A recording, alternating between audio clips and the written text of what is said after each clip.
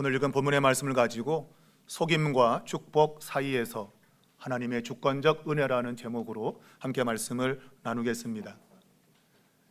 15세기와 16세기 그 시대가 르네상스 시대인데, 그때 대표적 인물이 우리가 아는 레오나르도 다빈치라는 사람이 있죠. 또 그리고 또 한 사람 마키아벨리라는 사람이 있는데, 이 사람은 이탈리아의 정치가며 또한 사상가인 사람입니다.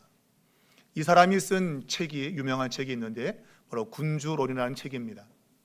사람들은 그 책의 내용을 읽고 이 사람을 향해서 곤모술수의 대가, 천하의 나쁜 놈 그렇게 부르기도 합니다.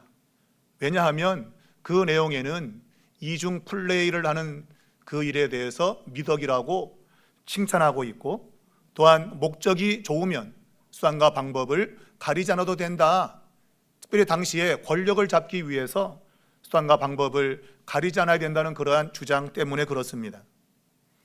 외형적으로는 독재자들을 위한 어떤 지침서 같은, 곧 사악한 정치를 조장하는 그러한 가르침으로 생각되어서 그를 가리켜서 악의 교사다 그렇게 말하기도 합니다. 우리가 신조어, 새로 만들어진 그러한 단어가 있는데, 바로 이 마키아벨리를 통해서 만들어진 단어가 바로 마키아벨리안이라는 단어입니다. 이 단어를 네이버 영어 사전에 찾아보면 곤모술수에 능한이라는 그러한 뜻을 담고 있다고 알려주고 있습니다. 그가 쓴 이 군주론이라는 책에서 곤모술수, 어떤 목적을 위해서라면 수단과 방법을 가리지 않는 그러한 의미에서 그런 단어가 생긴 겁니다. 사실 그가 이 책을 쓴 것은 강자들, 권력자들에게 아부하기 위해서 쓴 책이 아닙니다. 도리어 약한 자들, 강자에 의해서 휘둘리는 약한 자들이 당하지 않고 살기 위해서 어떻게 살아야 되나 하는 그러한 약자들을 위한 도움을 주기 위해서 쓴 책인데, 당시에 강자들이, 약한 사람들이 이 책을 보면 자신들에게 손해가 될까 봐 그렇게 책을 나쁘게 평가했던 겁니다. 계속적으로 권력을 유지하기 위한 그러한 의도에서 그렇게 나쁘게 평가를 했던 것이죠. 이 마키아벨리는 평생 동안 위협 앞에서 전전긍긍하는 약자의 삶을 살면서 같이 약자의 자리에 있는 동료들을 그 강자의 횡포에서부터 자유롭게 해주기 위해서 이 책을 썼던 겁니다. 그는 항상 가난에 시달렸고, 또한 조직에 의해서 해고될까 봐 전전긍긍했던 그러한 사람이고, 한때는 줄을 잘못 서서 해고되기도 했던 그러한 사람이었습니다. 그래서 실업자로 15년 동안 빈둥빈둥 거리며 살아야 했던 그러한 불쌍한 사람이기도 했습니다. 그가 살던 곳 바로 이 피렌체라는 그러한 도시요, 또한 작은 국가인데 이탈리아 안에 있습니다. 프랑스가 침공해 왔을 때에 힘이 없으니까 제일 먼저 항복하고 성문을 열어준 그러한 모습을 보면서 그 약자의 그 위기감을 아주 깊이 느꼈던 거예요. 약하게 살면 이렇게 인생이 힘들구나 하는 것을 알게 된 거죠. 그래서 그는 강자에게 당하지 않고 사는 법을 약자들에게 알려주기 위해서 책을 썼던 겁니다. 여러분과 저의 삶에도 이러한 애잔하고 괴로운 삶이 있을 때가 있습니다. 어릴 때는 나보다 힘센 놈이 골목대장을 하고, 평소에 공부 안 하는데 시험 보면 점수가 좋아서 명문대에 척척 합격하기도 하고, 또한 나는 면접 원서를 수십 통 넣었는데 한 통도 연락이 안 오는데, 어떤 친구는 좋은 데 취직을 해서 한 번에 성과급이 나의 연봉보다 더 많고, 또한 나의 직장 상사는 야근을 주문하고 주말 근무도 막 요구하는, 거기에 대해서 저항하지 못하고 일을 해야 되는 그러한 애잔한 삶이 실제로 우리의 삶이기도 합니다. 1등만 기억하는 더러운 세상, 나는 등수에 들지 못해서 참으로 어떻게 할 줄 모르고 살아가는 그러한 삶이 여러분과 저의 삶일 수도 있어요. 그래서 때로는 힘 있는 자들이 약자들의 그 형편과 처지를 알긴 하는지 그는 아프니까 청춘이다, 이런 말을 하곤 합니다. 아프니까 청춘이다. 이 말 속에는 약자로 살면 아픈 것은 당연한 거야 라는 그런 전제가 깔려 있는 겁니다. 그 약하게 사는 인생들은 늘 고달프고 힘들다고 하는 거. 그래서 이런 세상을 바꿔보자고 어떤 사람은 짱돌을 들고 바꿔보자, 그렇게 나오기도 합니다. 그럼 과연 성경은 약한 자의 삶에 대해서 어떻게 말하고 있는가? 짱돌을 들어야 되나? 아니면 곤모술수를 써야 되나? 목적을 이루서라면 수단과 방법을 가리지 말아야 되나 하는 것을 우리가 생각해야 되는 것입니다. 오늘 본문의 이 말씀은 성경 가운데 가장 당혹스러운 장면 중 하나입니다.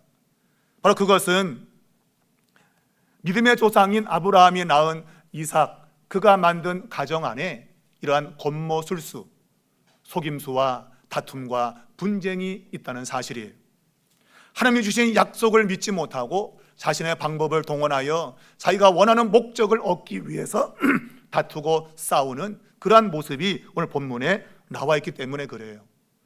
실제로 그것은 외형적으로 비춰진 모습이지만 내적으로는 그렇게 인간들이 잘못된 길을 걸어도 하나님의 약속은 신실하게 이루어진다고 하는, 하나님의 주권적 계획이 이루어진다고 하는 것을 우리에게 또한 강조해 주고 있는 그러한 본문입니다.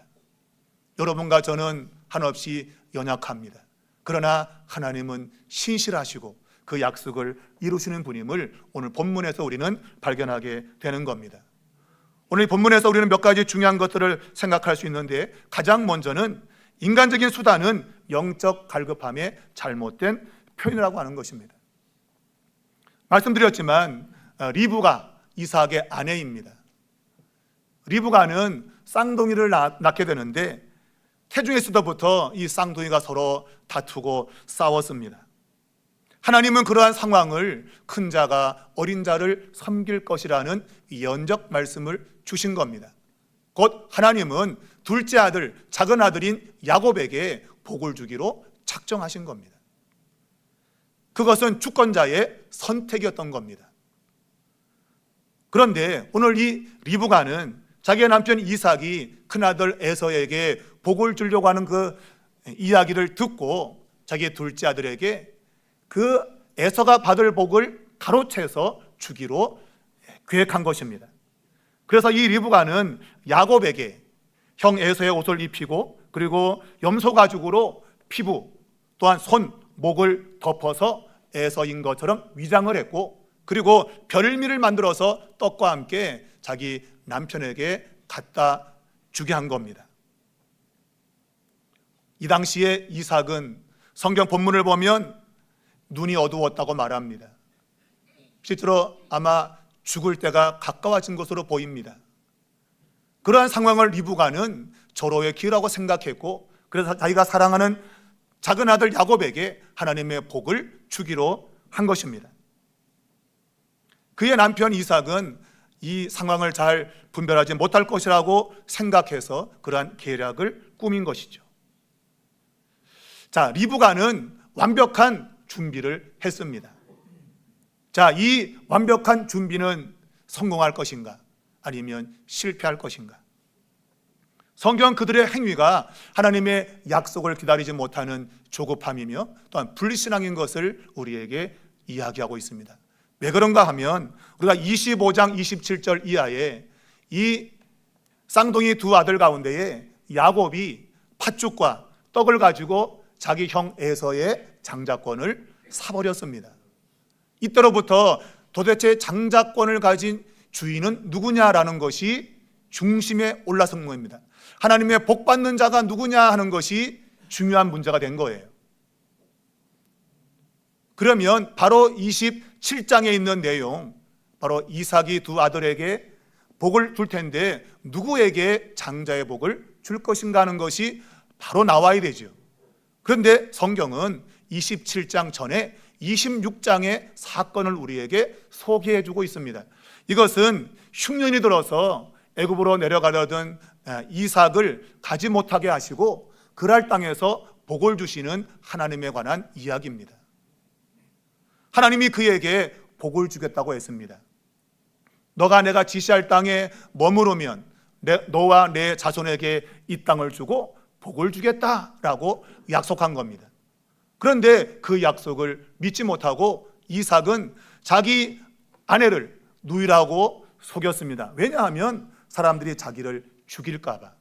하나님이 그를 지켜주겠다고 약속했는데 너와 내 자손에게 이 땅을 주겠다고 했다면 당연히 하나님 지켜주시는 거죠.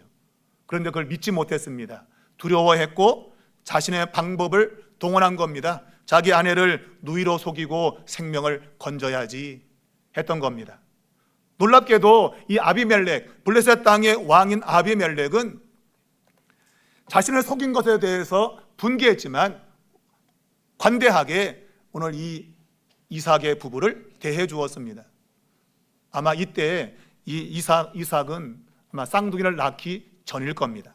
왜냐하면 이 에서와 야곱은 전혀 이야기에 나오지 않습니다.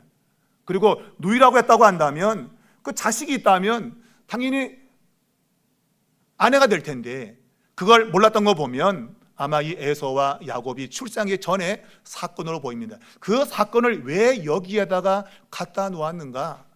바로 그것은 하나님이 복을 준다고 하는 것을 보여주기 위해서 그런 거예요. 하나님이 그에게 복을 주었다. 그 복을 아비멜렉이 인정을 했잖아요. 이 26장 마지막에 와보면 아비멜렉이 자기의 군대 장관과 함께 와서 하나님이 너와 함께 계시고 너에게 복을 주었다고 고백하지 않습니까?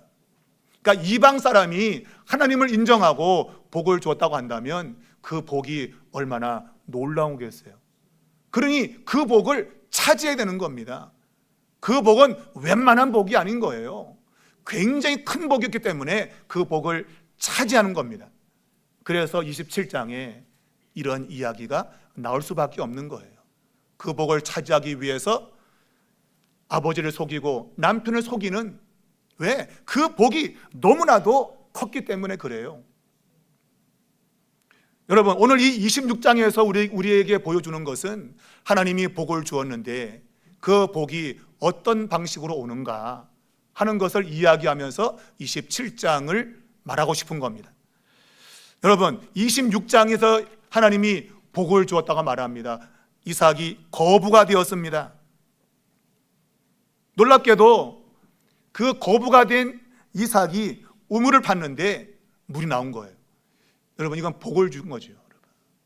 당시에 물을 얻는 것은 축복의 상징입니다. 이 물은 생명을 의미하기 때문에 그래요. 근데 우물을 팔 때마다 물이 나오는 거예요. 그런데 이 블레셋 사람들이 와가지고 야, 그 우물 우리 거야 라고 자신의 소유권을 주장하는 겁니다. 그럼 어떻게 됩니까? 싸워야지요. 싸워서 그 우물 내 거라 그래야지요. 왜? 하나님이 주신 복인데, 아, 이거 내 거야, 내가 팠어 해야죠. 근데 이삭은 그렇게 하지 않습니다. 다투거나 싸우지 않습니다. 다른 곳으로 가서 또다시 우물을 팝니다. 근데 또 와가지고 그거 자기네 거라는 거죠. 또 싸우지 않고 또 다른 곳으로 갔는데 바로 세 번째가 르호봇이라고 하는 그런 장소입니다. 거기서 우물 팠는데 더 이상 다투지 않았다. 그러면서 하나님이 우리를 번성케 할 것이다 라는 축복을 선언했습니다. 이 이야기를 왜 하는가? 하나님이 복을 준다고 한다면 다투거나 싸우지 않아도 하나님의 복은 찾아오는 겁니다. 이삭이 다투거나 싸우지 않았지만 르호봇의 번성의 복을 얻었다는 거예요.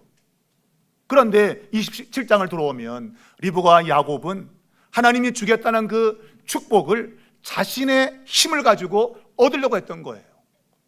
그래서 아버지를 속이고 남편을 속이면서 거짓을 행하면서 그 축복을 주려고 한단 말이에요. 성경은 너의 그 방식은 잘못되었다고 하는 겁니다. 거짓으로 인생을 사는 거, 그거 복이 안 된다는 것입니다. 오늘 우리는 우리의 방식으로 하나님의 복을 얻으려고 할 때가 있습니다. 야곱이 에서의 옷을 걸치고 염소 가죽으로 위장을 하고, 그래서 하나님이 주시는 복을 받겠다고 하는 자신의 방법을 동원하는 그러한 모습이 우리에게도 있는 겁니다. 쉽게 말하면 기도하는 것보다도 계산적이고, 기다리는 것보다도 조작을 하고, 믿음보다도 기술을 요구하는, 재능이 있어야 복받아, 그렇게 행동하는 것이 우리들의 모습일 수 있는 거예요. 사랑하는 여러분, 우물 파는 사건에서 마지막 이삭의 선택은 브엘세바로 올라가는 것이었습니다. 왜 여러분, 르호봇이라고 하는 그런 넓은 번성의 장소를 주고 하나님이 우리에게 복 줬다고 말했는데 왜 그걸 놔두고 브엘세바로 올라갔을까? 그게 바로 26장의 핵심인 겁니다. 여러분, 브엘세바는 오늘 성경의 본문에 의하면 거기서 하나님의 이름을 불렀다고 되어 있습니다. 제단을 쌓고 하나님의 이름을 불렀다고 되어 있습니다. 하나님을 예배하는 삶을 살았다는 것입니다. 사랑하는 여러분, 오늘 본문을 보게 되어지면 이 리브가와 야곱은 자신의 방법으로 복을 찾고 있는 겁니다. 그런데 성경 26장의 메시지는, 야, 그거 말고 나를 예배함으로 나오는 그 물, 말하자면 브엘세바에서 예배를 드리고 장막을 치고 우물을 팠는데 거기에서 물이 나온 겁니다. 그 물이 진짜 하나님이 주시는 복을 상징하고 있는 겁니다. 왜냐하면 그 우물은 아브라함의 영적인 유산을 포함하고 있는 물이기 때문에 그래요. 영적인 유산을 이삭이 그대로 물려받았음을 말하고 있는 겁니다. 그렇다면 27장에서 장자권을 획득해서 복을 받으려고 하는 이 리브가와 야곱의 행위는 하나님의 역사를 정면으로 거부하고 있는 거죠. 하나님이 내게 복을 주지 않으니까 우리의 힘으로 복을 가져와야 된다. 그래서 거짓을 행하는 겁니다. 속임수를 쓰고 있는 겁니다. 사랑하는 여러분, 하나님의 약속은 신실합니다. 비록 내 눈에 그 복이 오지 않을 것 같지만, 그러나 기다리고 하나님의 방식으로 거룩하고 정직하게 사셔야 돼요. 그렇지 않고 편법을 쓰거나 다른 방법을 동원하는 것은 결코 옳은 길이 아니라는 것입니다. 두 번째는 하나님의 이름을 도용하는 종교적인 위선을 우리에게 경고하고 있습니다. 오늘 야곱이 처음에는 아버지를 속이는 것이 부담스러웠어요. 근데 엄마가, 야, 만반의 주비를 다 해놨어. 괜찮아. 그랬더니 야곱이 아주 온 힘을 다해서 연기를 합니다. 거짓된 연기. 여러분, 오늘 성경 본문을 보면 이삭이 자기 아들이 와서 지금 별미를 들이면서 복을 달라고 말하니까 이상했던 거죠. 아니, 이렇게 빨리 사냥감을 잡아왔어? 내 아들이 물론 사냥을 잘하는 걸 내가 알지만 이렇게 빨리 사냥감을 잡아올 리는 없는데 의심스러웠던 거예요, 여러분. 그래서 묻습니다. 내가 누구냐라고 묻어요. 그런데 오늘 이 야곱의 대답은 나는 맏아들 에서입니다라고 이야기합니다. 우리 성경에도 나는이라고 하는 이 단어가 분명히 선명하게 나와 있죠.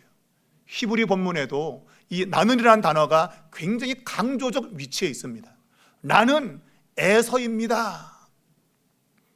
그러면서 거기에 덧붙이기를 맏아들 장자 에서라고 밝히고 있죠. 여러분, 왜 굳이 여러분 맏아들 장자를 밝혀야 됐는가? 그 이유는 에서가 오면 산통 깨지거든요. 그러니까 에서가 오기 전에 빨리 그 복을 받아야 되는 거예요. 그래서 장자에게 주실 복을 빨리 주십시오라는 겁니다. 힘을 줘서 아주 열정적인 연기를 하는 거죠. 제가 장자가 받을 에서가 맞아요. 빨리 복 주세요. 그런 얘기, 여러분. 그리고 빨리 도망쳐야 되거든요. 에서가 오면 끝나버리기 때문에. 그래서 나는 맏아들 에서입니다. 빨리 복을 주십시오라고 했어요. 근데 아무리 생각해도 이상한 거예요. 이렇게 빨리 올 리가 없는데 다시 묻습니다. 다시 사실인지 확인하려고 합니다. 내 아들아 가까이 와라. 내가 과연 내 아들 에서인지 아닌지 내가 너를 만져보겠다. 너 말 말고 내가 직접 만져봐야겠다는 겁니다. 근데 여러분 만져보니까 분명히 이 피부는 에서의 피부인데 이 목소리는 야곱의 목소리인 거예요. 이게 왔다가 이게 맞나 아닌가 하다가 결국은 에서로 생각을 했던 것이죠. 그러다 영 의심스러워서 세 번째 질문을 합니다. 내가 참 내 아들 에서냐? 너 진짜 에서 맞아? 라는 겁니다. 그랬더니 그렇습니다.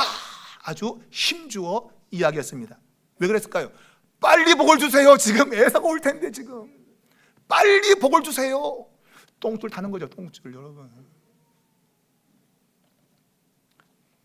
사랑하는 여러분, 우리가 앞에서 이삭이 우물을 파면서 3번을 양보하고 브엘세바에 올라가서 우물을 파는데 물이 나왔다고 하는 그 기사를 오늘 이 창세기 저자가 썼다고 했습니다. 그것과 동일한 방식으로 3번을 질문을 했고 그 3번째 내가 맞다고 얘기했더니 축복했다고 되어 있습니다. 그러다 다시 한번 이삭이 축복하는 내용을 27절 이하에서 쓰고 있어요. 마치 이것은 브엘세바에서 하나님이 그를 축복한 것과 동일한 방식인 겁니다. 성경 저자는 26장의 그런 하나님의 복을 받는 방식과 27장의 잘못된 방식으로 복을 구하는 것을 대비시키면서 잘못되었다, 너가 구하는 것은 잘못되었다고 하는 것을 이야기하는 거예요. 근데 가장 잘못된 것은 바로 자기의 욕망을 이루기 위해서 하나님의 이름을 도구로 사용했다고 하는 겁니다. 야, 너 어떻게 그 사냥감을 빨리 잡았냐? 그랬더니 야곱의 말이 하나님이 순조롭게 만나게 했습니다.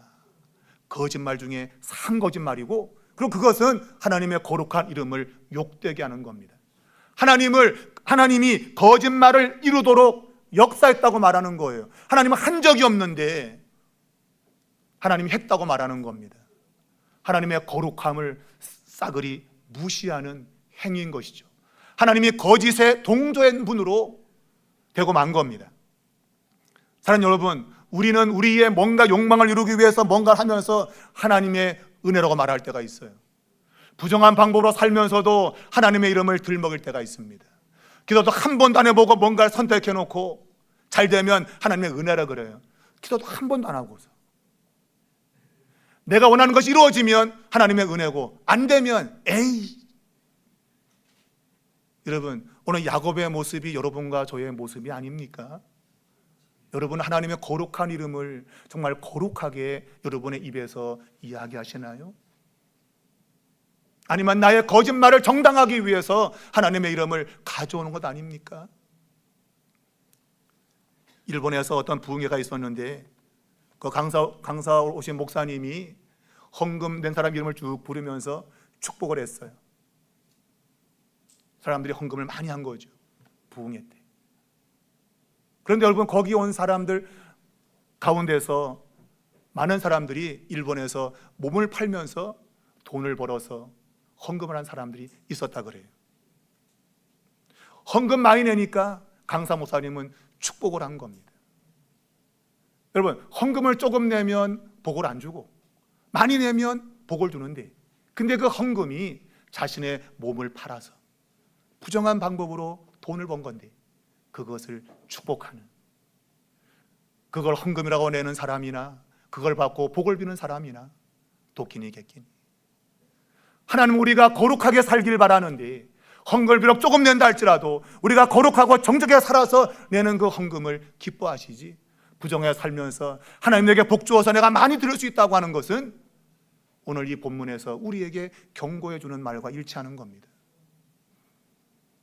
내 욕망을 채우기 위해 하나님을 도용하는 것, 하나님의 은혜를 헛되게 만드는 것, 여러분, 그런 것이 있다면 단호히 거절해야 됩니다. 하나님은 우리가 거룩하게 그분의 이름을 따라서 거룩한 백성으로 살기를 원하시고 있는 거예요. 사랑하는 여러분, 오늘 이 야곱이 하나님의 그 거룩성을 뭉개버리고 자신의 거짓말을 합리화시켜서 그렇게 했는데, 우리가 레위기 6장 3절을 보면 속건제 제사가 나오는데, 거기 보면 누군가의 물건을 주웠는데 그것을 안 주웠어. 침이 뚝 떼고 거짓 맹세하는 자에게 죄가 있다고 하는 것을 이야기하고 있어요. 그게 속건제입니다. 이 속건제는 하나님의 성물을 더럽히거나 아니면은 어떤 사람에게 해를 끼쳤을 때 드리는 제사입니다. 오늘 이 창세기 저자는 야곱의 행위가 바로 속건제를 드려야 될 그러한 죄였음을 우리에게 이야기하고 있는 겁니다. 다른 사람의 복을 가로채면서 하나님의 이름을 갖다 붙여서 하나님의 거룩함을 잃어버리게 만드는 이것이 죄인 것입니다. 여러분, 오늘 그가 하나님의 복을 받긴 받겠지만 그러나 그는 20년 동안 고통의 세월을 보냅니다.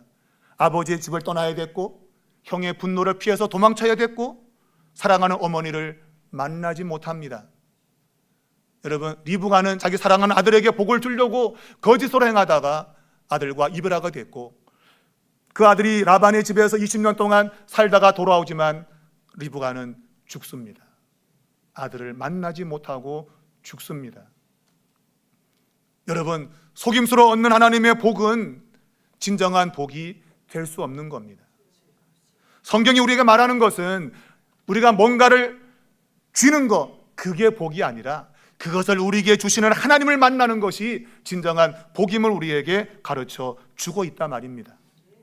여러분, 창세기 32장을 가면 이 야곱이 하나님을 만나는 사건이 벌어지게 됩니다.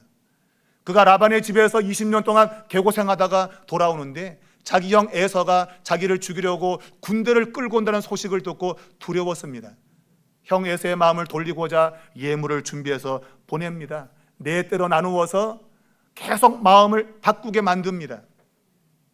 그러면서 그는 야복강 강에서 밤을 지새우게 되는데 그 밤에 어떤 사람과 씨름을 하게 됩니다. 여러분, 이 씨름은 태중에 있을 때 형과 싸웠던 씨름의 연장선입니다. 어머니의 뱃속에서 그들은 씨름했습니다.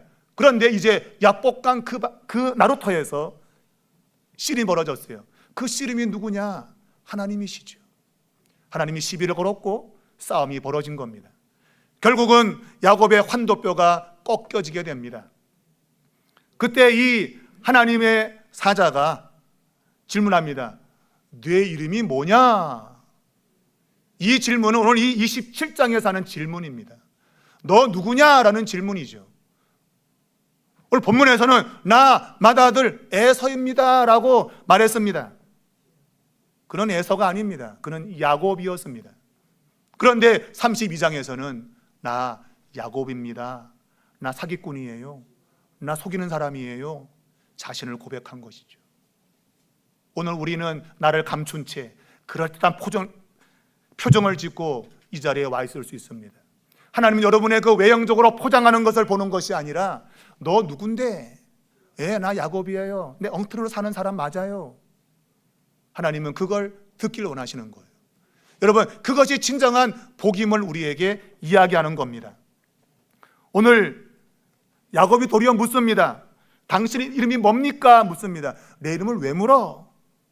나중에 성경은 그 지역을 브니엘이라고 이름을 밝히고 있습니다. 하나님의 얼굴입니다. 하나님을 만난 겁니다. 오늘 자기 아버지를 속이면서 하나님의 복을 구하고 있는데 실제로는 하나님을 만나지 못한 채 복만 구하고 있는 거예요. 그러나 진정한 복은 하나님의 얼굴을 보는 겁니다. 하나님을 만나는 것입니다. 사랑하는 여러분, 사울 왕이 기름 부음 받아서 왕이 되었지만 그에게는 성령이 없었습니다. 여러분과 저가 이름은 그리스도인이지만 성령의 기름을 받지 않은 그러한 사람일 수 있는 겁니다. 외형적으로는 신앙의 이름을 가지고 있지만 하나님 만나지 못한 채 사는, 그리스도의 십자가의 대속을 모르고 사는 그런 사람일 수 있다는 말입니다. 하나님은 우리에게 그의 아들을 보내어서 야, 내 얼굴을 똑똑히 봐. 여러분, 예수님의 얼굴은 하나님의 얼굴입니다. 그분은 우리에게 그분의 얼굴을 보여주기를 원하셨던 겁니다. 근데 그 얼굴은 어떤 얼굴입니까, 여러분? 그분이 잡혀가실 때에 하늘의 천군 천사를 불러서 자기를 잡는 자들을 다 죽일 수 있습니다. 그런데 주님 말씀하기를 내가 만약 그렇게 한다면 어떻게 주님의 뜻이 이루어질 수 있겠냐? 나 할 수 있지만 안 한다. 오늘 야곱은 아버지를 속여서 복을 가로챌 수 있습니다. 리브가 작당을 해서 하나님의 복을 얼마든지 가질 수 있습니다. 그러나 그렇게 해서는 안 되는 거죠. 할 수 있지만 그 방법은 아닌 거죠. 하나님이 복 주실 때까지 기다려야 되는 겁니다. 하나님의 거룩한 백성으로 살아내야 되는 겁니다. 오늘 우리는 그럴듯하게 포장하고 신앙인의 이름만 가지고 살아갈 때가 많이 있습니다. 하나님은 그분의 얼굴을 만나기를 원하십니다. 여러분은 그분의 얼굴을 배우셨나요?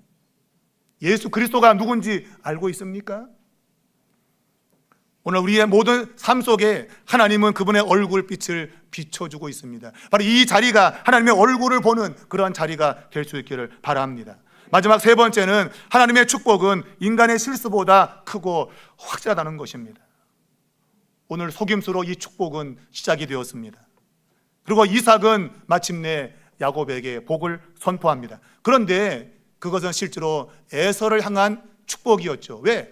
에서인 줄 알았기 때문에. 놀랍게도 근데 하나님은 그의 입술을 주장하셔서 이삭은 에서를 향해서 복을 빌었는데 그의 복의 내용은 야곱이 받을 복이었던 겁니다. 참 놀라운 사실입니다. 에서라면 에서가 받을 복을 빌어야 되는데 오늘 성경은 이 이삭의 입에서 야곱이 받을 복을 주었다는 것입니다. 오늘 성경을 보게 되면 여러분 에서는 사냥꾼입니다.